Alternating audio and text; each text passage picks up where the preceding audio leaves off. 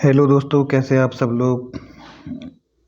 आपका स्वागत है हमारी नई यूट्यूब श्रृंखला में जिसका नाम है एग्ज़ाम टूर 89।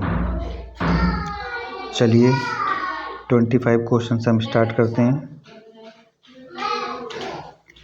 सहायक संधि को किसके काल में क्रियान्वित किया गया? Lord Wellesley. सहायक संधि को किसके काल में क्रियान्वित किया गया? Lord Wellesley. निम्न में से सहायक संधि स्वीकार नहीं की थी, किसने नहीं की थी?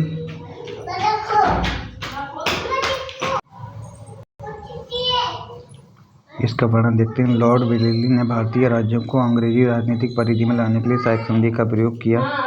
जिन राज्यों ने वेलेस्ली की सहायक संधि स्वीकार की वे थे हैदराबाद 1798, 1800 मैसूर 1799, तंजौर 1799, अवध 1801, पेशवा 1802, बरार के भोंसले 1803, सिंधिया 1804, इंदौर के होलकर 6 जनवरी 1818, जोधपुर, जयपुर, मच्छेरी, बूंदी तथा भरतपुर था। प्रश्न में कोई भी विकल्प सही नहीं है।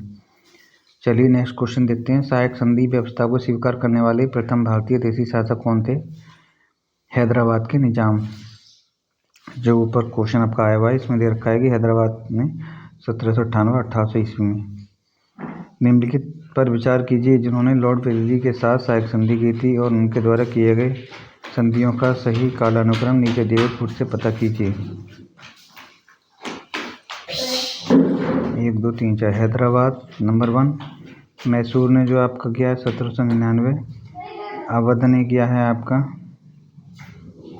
1801 और सिंधिया ने किया है 1804। तो इसका क्रम हैदराबाद पहले होगा, मैसूर दूसरा, अवध तीसरा, सिंधिया चौथा। भारतीय राज्यों पर अंग्रेजी प्रभुत्व स्थापित करने के लिए किसने प्रशासन में सहायक संधि की प्रणाली का सूत्रपात किया? Lord Wellesley. लॉर्ड वेलेस्ली ने भारतीय राज्यों को अंग्रेजी राजनीतिक परिधि में लाकर अंग्रेजों की प्रभुसत्ता स्थापित करने के लिए सहायक संधि प्रणाली का प्रयोग किया।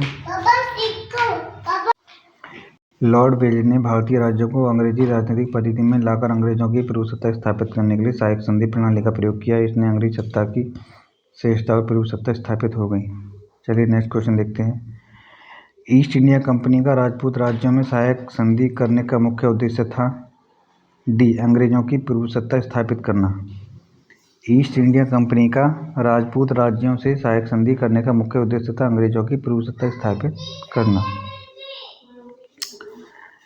इसमें आपको कौन सा विकल्प सम्मिलित नहीं है? बी. सहायक संधि 1863। बक्सर का युद्ध 1764 काफ़ी इंपोर्टेंट है। भारत में ईस्ट इंडिया कंपनी का एक अधिकार 1833 ईस्वी से और ब्रिटिश नागरिकों एवं कंपनियों के लिए भारत में व्यापार का खोला जाना 1813। भारत में अंग्रेजी सत्ता की शेषता स्थापित करने तथा फ्रांसीसियों के भय को समाप्त करने के उद्देश्य से वेलेस्ली ने सहायक संधि प्रणाली को 1798 ईस्वी में प्रारंभ किया। सहायक संधि स्वीकार करने वाले राज्यों में हैदराबाद 1798 प्रथम था। बक्सर का युद्ध 1764 ईस्वी में, ईस्ट इंडिया कंपनी का एक अधिकार 1833 ईस्वी में तथा ब्रिटिश नागरिकों की कंपनी के लिए बाद में व्यापार का खुला होना 1813 सम्मिलित है। इस प्रकार इसमें बी सम्मिलित नहीं है।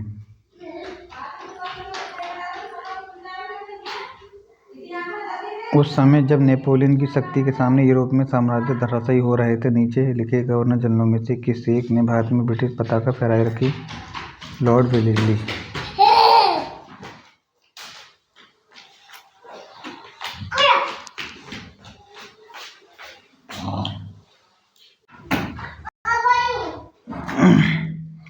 उस समय जब नेपोलियन की शक्ति के सामने यूरोप में साम्राज्य धराशायी हो रहे थे, नीचे लिखी गवर्नर जनरलों में से किसी एक ने भारत में ब्रिटिश पताका फहराए रखी? Lord Wellesley.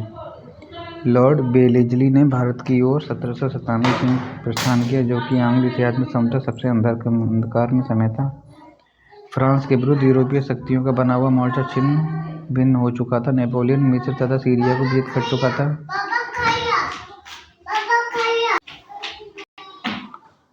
नेपोलियन मिस्र तथा सीरिया को विजित कर चुका था, गंभीरतापूर्वक भारत पर आक्रमण करने की सोच रहा था। ऐसी परिस्थिति में वेलेस्ली ने भारत में सहायक संधि प्रणाली का प्रयोग किया, जिससे अंग्रेजी सत्ता की शेषता स्थापित हो गई तथा नेपोलियन का भय भी टल गया। चलिए नेक्स्ट क्वेश्चन देखते हैं। 33 क्या कहता है? आंग्ल नेपाल युद्ध जिसके शासनकाल में हुआ वह है लॉर्ड हेस्टिंग्स। आंग्ल नेपाल युद्ध 1814-16 ईस्वी में लॉर्ड हेस्टिंग्स के गवर्नर जनरल काल में हुआ था। 1813-1823 जो कि 1815 ईस्वी की सुगौली की संधि से समाप्त हुआ था। सुगौली की संधि 2 दिसंबर 1815 को लिखबद्ध हुई थी। इसका अनुमोदन 4 मार्च 1816 को किया गया। ये काफ़ी इंपॉर्टेंट है, क्वेश्चन है। 34 देखते हैं। सुगौली की संधि हुई थी 1815 ईस्वी में, जो ऊपर दे रखा है 2 दिसंबर 1815 को लिखबद्ध हुई थी। निम्नलिखित में से कौन सा युग्म सही सुमेलित नहीं है? हेक्टर मोनरो, बक्सर के युद्ध, लॉर्ड हेस्टिंग्स आंग्ल नेपाल युद्ध, लॉर्ड वेलेस्ली चतुर्थ आंग्ल मैसूर युद्ध, लॉर्ड कॉर्नवालिस तृतीय आंग्ल मराठा युद्ध। चलिए देखते हैं। तृतीय आंग्ल मराठा युद्ध लॉर्ड हेस्टिंग्स के समय में हुआ, ना कि लॉर्ड कॉर्नवालिस के समय में। तृतीय आंग्ल मैसूर युद्ध तो हुआ था लॉर्ड कॉर्नवालिस के समय, जबकि ये विकल्प आपका गलत है। चतुर्थ आंग्ल मैसूर युद्ध 1799 ईस्वी में लॉर्ड वेलेस्ली एवं आंग्ल नेपाल युद्ध 1814-16 में लॉर्ड हेस्टिंग्स के समय हुआ, जबकि बक्सर का युद्ध 1764 हेक्टर मोनरो के नेतृत्व में लड़ा गया था। तृतीय आंग्ल मराठा युद्ध संबंधित है लॉर्ड हेस्टिंग्स से।